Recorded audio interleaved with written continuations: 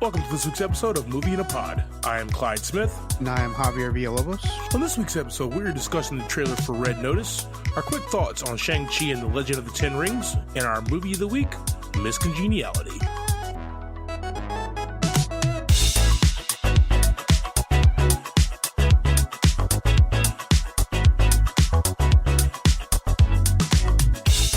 All right, JV, another week, man. How's things going with you? Pretty fantastic, man. I love to hear that, man. Nice long weekend. Happy Labor Day, brother. Appreciate it. Yeah, man. I heard you were out getting some sun, getting them rays. A little something going, man. A little golf, a little sun, some bocce ball, maybe a few too many alcoholic seltzers. So All right. So we got a trailer here for Red Notice. Now this is a trailer that I've been looking forward to all year long, man. When I heard that The Rock, Dwayne Johnson, was going to team up with Ryan Reynolds and Gal Gadot in a movie, I was like, in like a spy film, I was like, let's go. The trailer is here, man. What are your thoughts? 3 of my favorites: The Rock, Ryan Reynolds, Gal Gadot. Talk about like a movie that's going to have nothing but like dry humor in it. 100%, yes.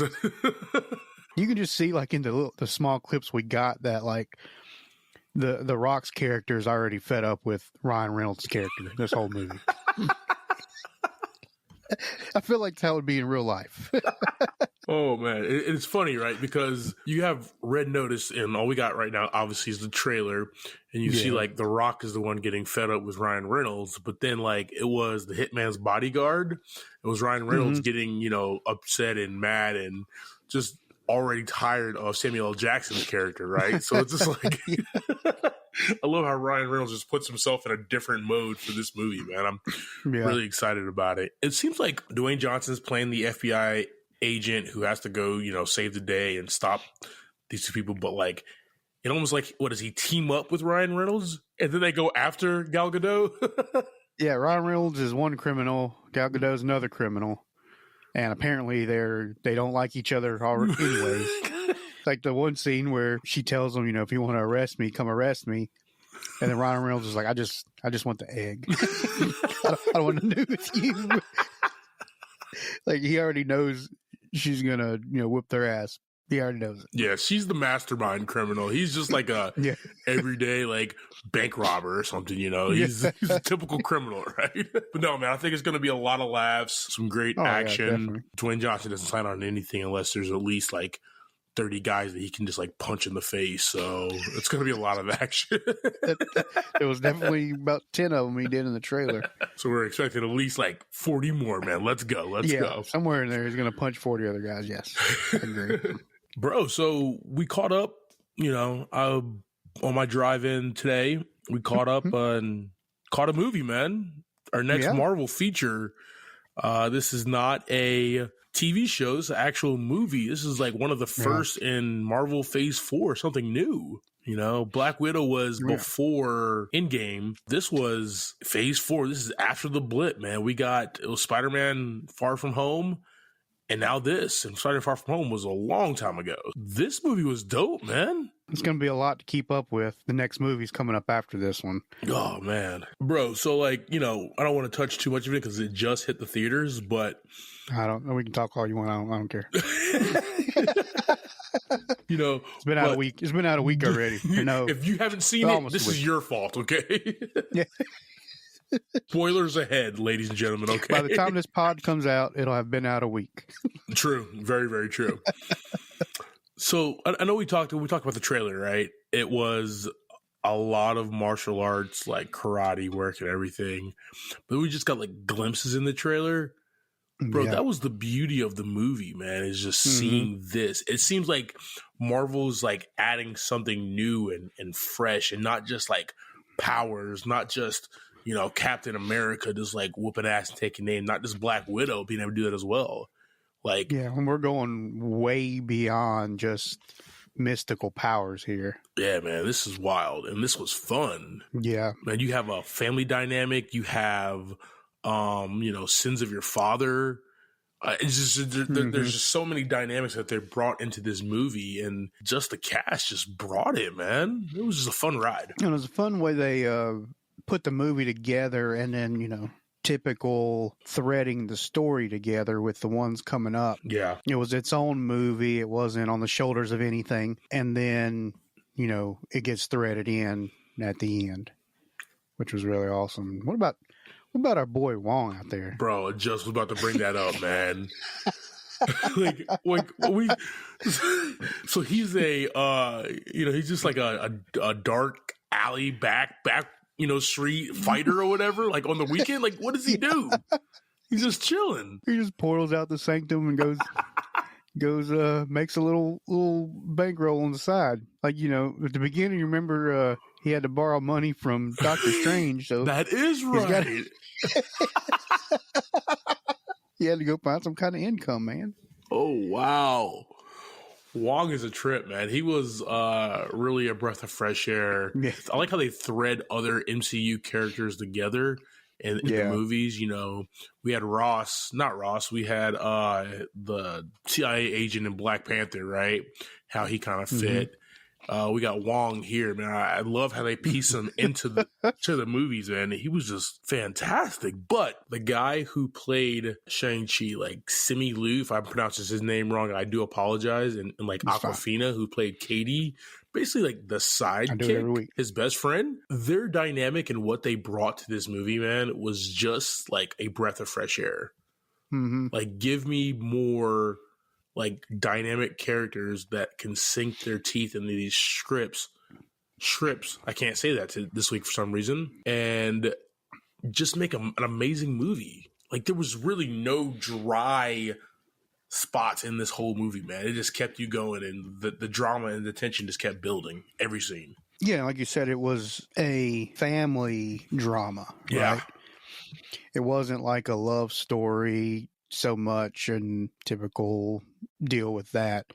It was a real strong family-oriented movie in kind of a messed up way. Yeah. Yeah. The retcon of Iron Man 3 and Iron Man 3 and what happened with the Mandarin is still in the whole MCU and how it went down. But just the guy who played the Mandarin, Shang-Chi's father, just like fixed it all. Just fixed it all right there. Yeah. Just like one sit down dinner and definitely explained himself. And we're like, oh, okay. Even though like everybody hated that in Iron Man 3, okay, we're good. Like we're good now, right? Yeah. Just gonna scrub that right out when I remember it. We got something to replace it with now. Totally good, man. Tony Leung as that character, as like, I guess we can call him the Mandarin because that's what he was. That's one of his names, but yeah, he was just fire. Like, what villains in the MCU have been like that captivating, right? We got Killmonger, we got Thanos, and the best ones seem to have the intentions of they're doing something good. Yeah, there's that thread of you can kind of relate to what they're doing, and he did that very well in this movie. Like you kind of felt for him. He wanted to have his wife back. You know what I mean? But I lost it when he blamed his kid. I was like, all right, you got to whoop your dad's ass now, man. At some point, I knew that was going to happen. I think that's like it's a movie trope is what it is. It definitely is. Yeah, it's just to turn it around. Why is this my fault? Why are you coming after me when it's really your fault? Yeah, yeah.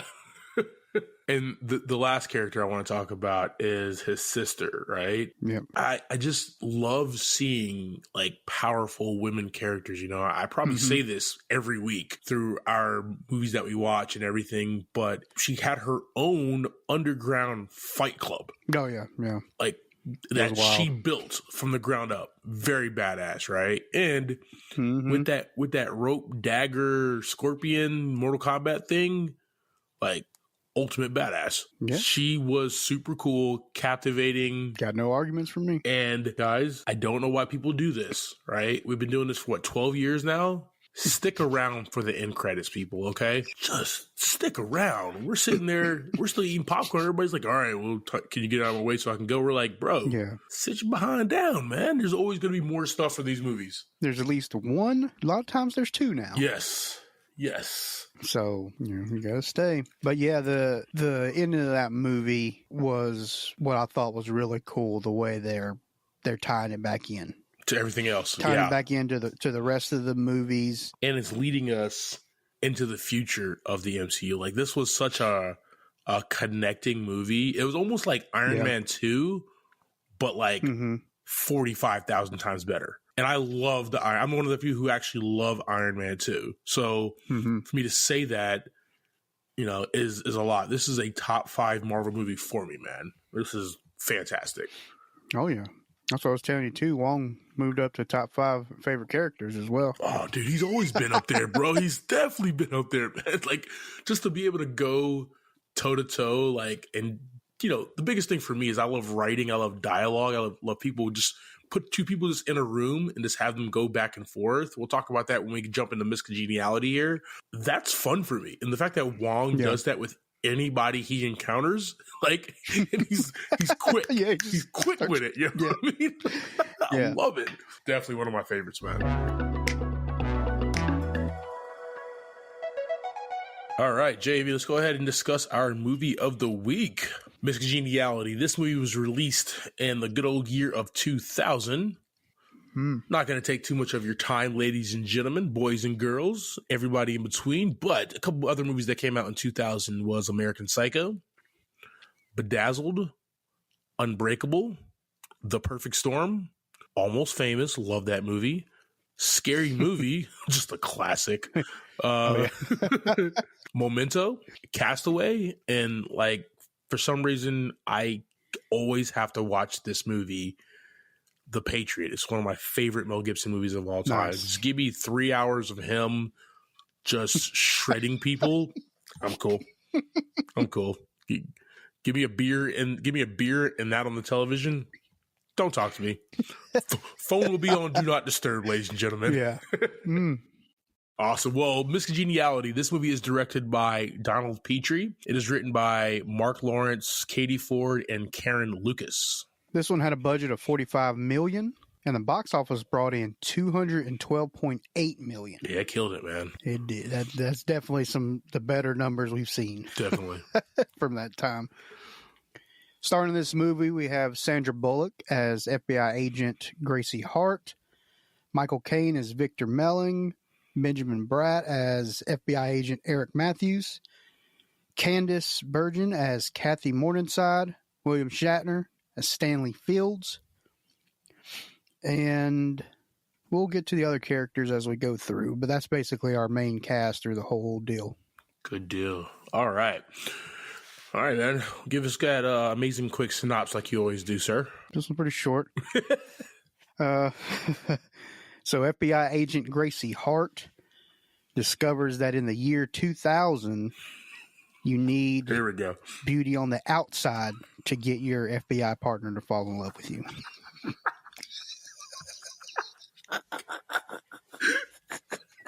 All right. Let's go ahead and jump in because a lot of stuff happens in between that time. Okay. Yeah. I love it. All right.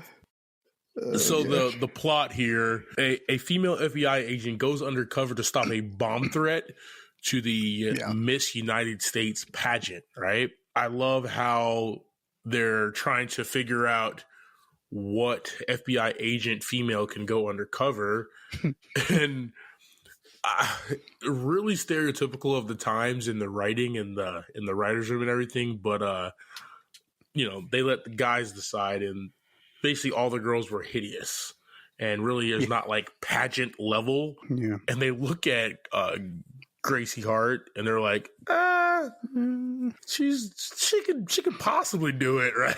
Like, we'll see. She's probably the best candidate to do it, right? Right. But her character, which we'll talk about in just a few minutes here, is just not becoming, you know what I mean? At first. I mean, it's Sandra Bullock, so like she's naturally just gorgeous. Yeah. But she tries her hardest to just not look attractive. Hair, no makeup, and they pick her. Men's shoes. Yes. Humongous combat boots. So. And some nice slacks all the time.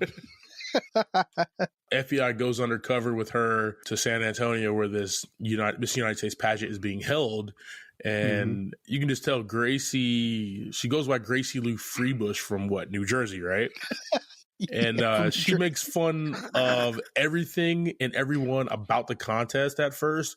But you can see as the movie progresses and how she learns, she starts to appreciate the hair, the makeup, the girls' insights, the quasi-dumb stuff that they do. But, she starts to appreciate the whole process, right?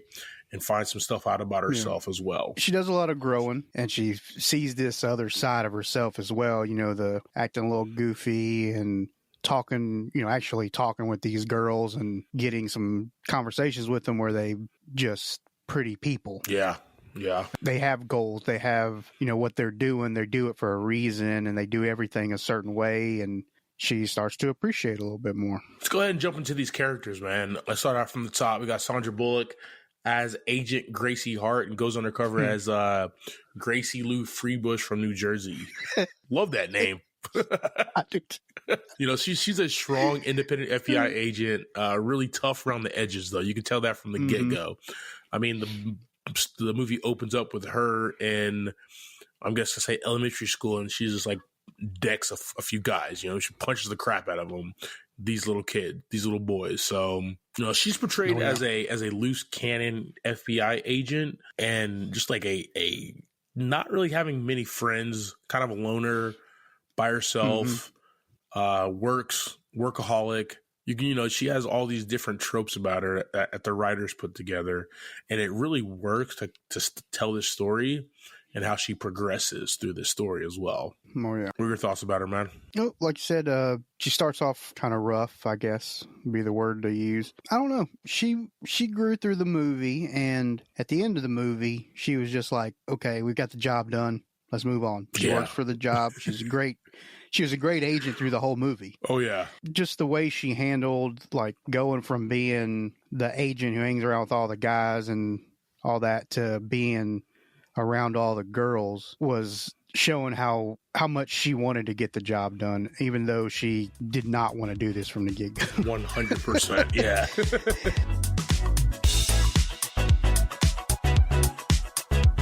So I was watching The Tomorrow War again. Bro, okay. Have you heard of the action movie rule of Chris? All right. Here we go. What are you talking about, Clyde? Okay. The action movie rule of Chris. Every Chris is a bona fide action movie star. You got to hear me out here, bro. Let's go. You are a movie star living in Hollywood doing your thing, and your name is Chris. You're an action star. Dude, check this out. Chris Evans, Captain America, Snowpiercer, Cellular, The Losers, Hemsworth, the Australian guy, 6'4", right? Thor, Black Hat, Extraction, Snow White and the Huntsman, Red Dawn. He got a bullet to the head in Red Dawn. Can't forget that, but still an action star. And those golden locks. Those golden locks. Pratt, right? Christopher Pratt. The Tomorrow War. There's the one you were just watching. Star-Lord, Jurassic World, Magnificent Seven, Zero Dark 30. This dude killed, shot, took out Bin Laden. Just amazing. Okay? Got my man Chris Pine. Yeah. He played opposite Wonder Woman. He was in Star Trek, The Finest Hours, Shadow Recruit, and Smoking Aces. Super weird in Smoking Aces, but action-packed movie star, okay? Sometimes we gotta get weird. Gotta get weird sometimes. Yeah. And then you got Christopher Ludacris Bridges, okay? This dude's an action star because he was in literally all 35 of the Fast and Furious movies. Just every single one of them, right? See, your name is Chris. You kick butt and take names. Oh, let's not even forget about Chris Farley. Have you ever seen Beverly Hills Ninja? Oh, multiple times. Action, and more action, bro. Talk to me, man. Who's your favorite Chris? I'll say right up front, obviously Farley is the GOAT. No doubt. Let's get that out the way. But for this current generation of Chris's, I'll have to go with the God of Thunder, man. He does it all for me, but not in a weird way most of the time. Awesome, man. Awesome. All right, dude. So I actually have like a lot more Chris's to run through, dude. Let's go ahead and hit it, man. Clyde, what's up? Clyde, I'm going to go ahead and land this plane for us. All right, guys, hit us up with your favorite Chris and the movie you enjoyed him in. And you know the socials, Movie in a Pod on Facebook and at Movie in a Pod on Twitter and Instagram.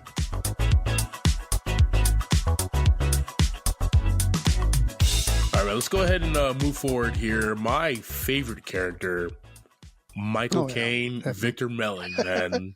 Go ahead and lead off, man. What were your thoughts about this guy? Michael Caine, he can just play himself. 100%. We talked before about like coming to mind, like when we talked about Will Smith, I think we were talking about King Richard and him being able to play somebody else, and we love it. I don't want to see Michael Caine playing anybody else.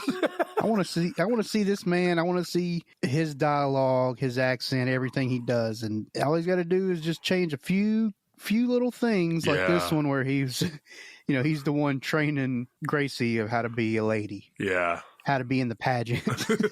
What I love about the movie is he's always so proud of himself. Oh, he's always patting himself on the back. Yes. Every time she does something good or somebody compliments her, he's like, I'm doing pretty good. I'm awesome.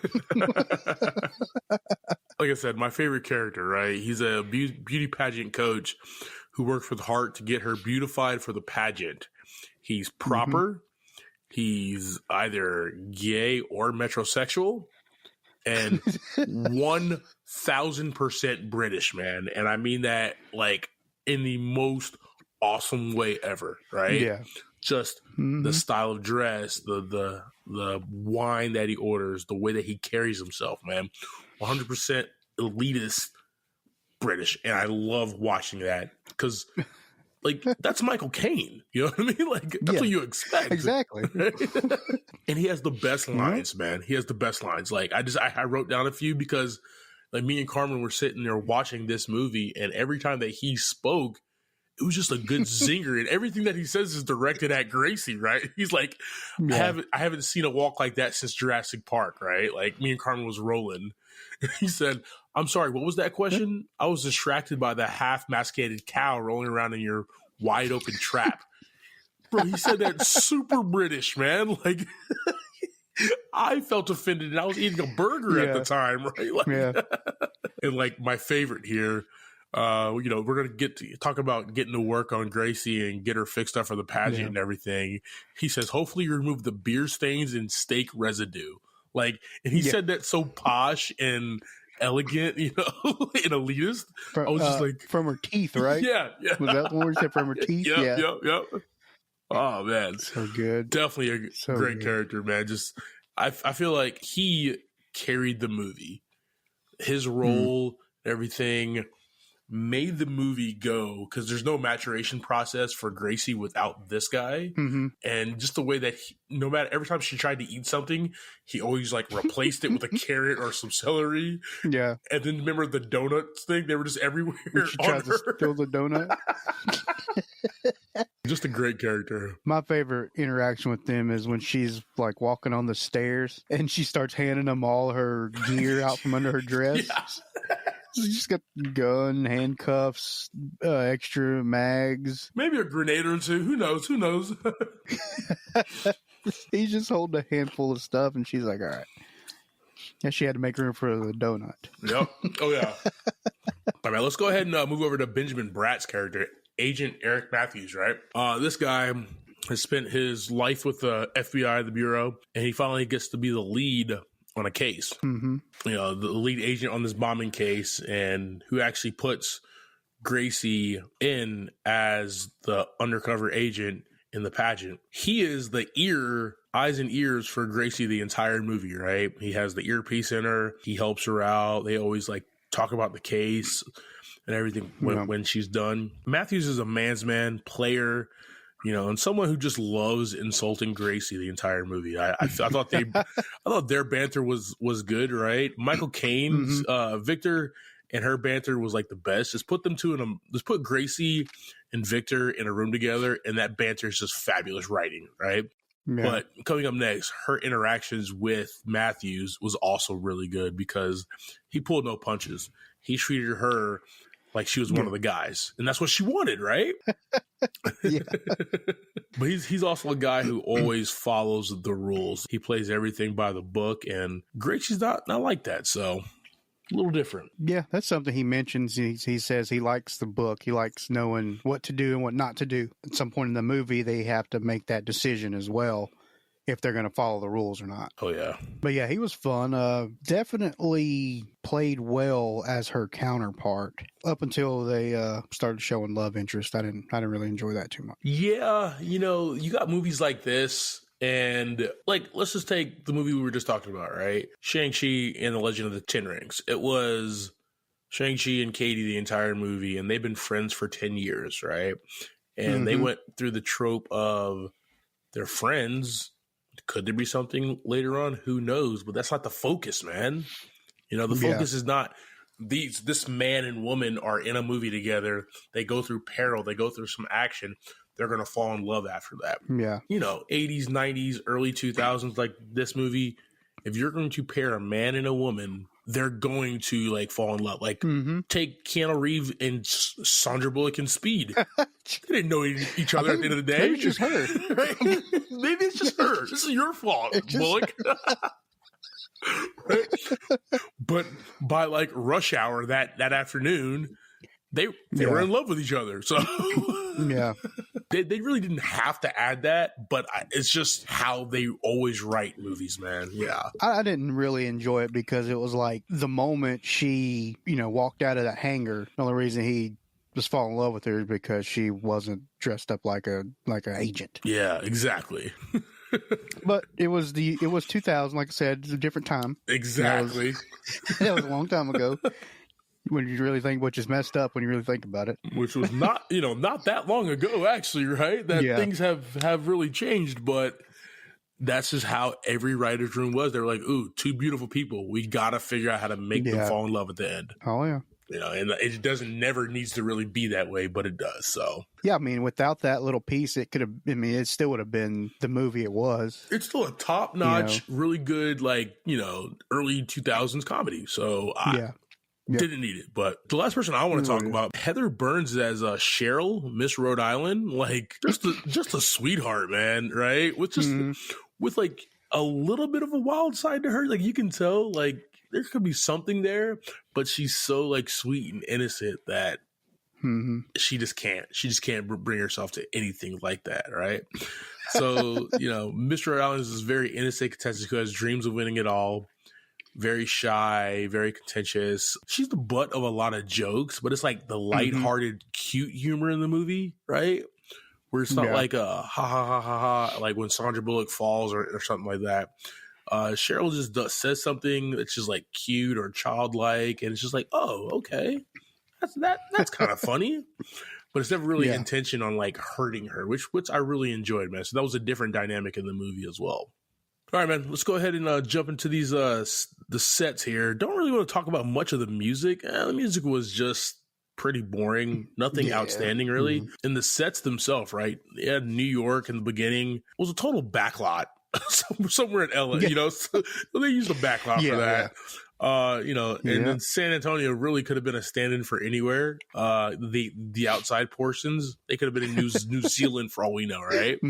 They put them together well, but the main focus was the pageant stages, right? Just how gorgeous those were, and how much work and elegance with the stairs and the ramps and everything that the ladies were on.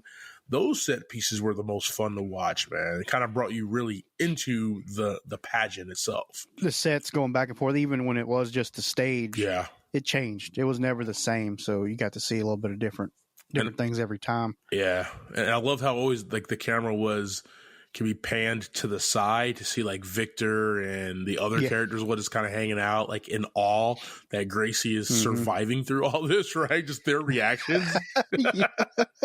Right, so you got the look and feel like you're in the crowd watching this pageant, right? But you also got the sideshow of what's going on and how there's like just still grumblings and like, yo, how is she doing this? How is she getting by? She's an idiot. It's just so you're getting different views with it, which is kind of cool. I do like that.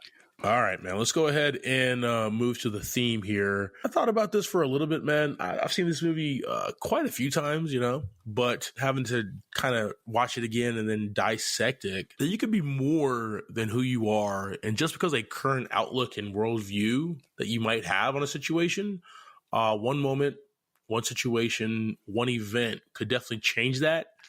and can make you better, and you can come out as a better person on the other end, man, and see it differently, right? Gracie, she was not the most polished agent. Right. She wasn't the prototypical beautiful woman as she wanted to portray herself. But through the help of Victor, through the help of being in this pageant, going undercover with this, right, she found out, oh, I can be all these things and still be a good agent, right? Right. And also have an appreciation for these ladies. I think that was the biggest thing, right? She went in like ready to really just like roll her eyes at these ladies and be like, these are all bimbos and idiots. But yeah, which is what she did the whole beginning of the movie. Exactly. But, towards the middle, towards the end there, you saw she was starting to get an appreciation. Like you said earlier, that these women actually have goals in life. They want to do stuff, and they have great worldviews. They're not just people who just want to win a crown, right? It's just a stepping stone to something greater for them. Exactly, man. So, that is what this movie is about. And they wrap it up in a, this action comedy, I guess is what it could be categorized, man. So.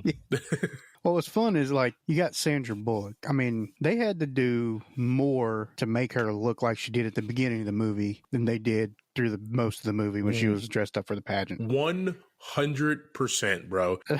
I was the fact that, okay, the funny thing you say that is, like, let's watch this movie in reverse. Okay? Yeah.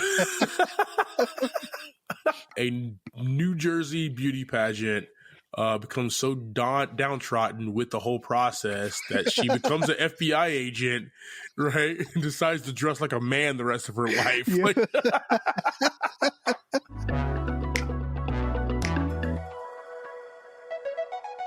All right, JV. So that is Miss Congeniality, man. Give me your thoughts. The rating for this one for me is going to be a 3 out of 5. Okay. Pretty solid movie from 2000. I enjoy watching it. Sandy B does her thing basically no matter what. Facts. It's all around a great rewatchable movie. What about you, man? What are your thoughts on this one? Man, this is one of those cute rewatchable movies, man. I agree with you there. If only for the Victor and Gracie battles throughout the movie. I loved seeing them just kind of battle it out. Yeah, put them. I would have loved to be there at the table reads, when they're going through the script and just seeing them go back and forth, man. I think that was just the most fun. And because he just rags on her the entire movie, bro. That's that's really fun to me, man. I really love dialogue. Yeah. And they kill that. Man, this flick's going to get 3 buckets of popcorn for me as well, man. I agree. It's funny at times, but also extremely corny.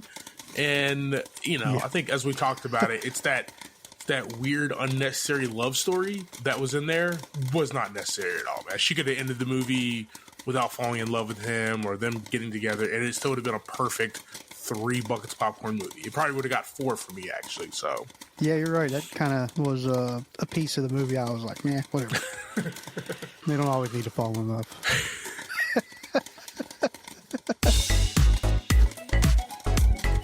Thank you for subscribing to this week's episode, talking through Miss Congeniality. Next week, we will be discussing the 1995 thriller, The Net. And that's streaming on Netflix. I am Clyde Smith. You can find me on Twitter and Instagram as I am Clyde D. Smith. I am Javier Villalobos, and you can find me on Twitter and Instagram at Mr. J8200. Thanks, guys. Appreciate it.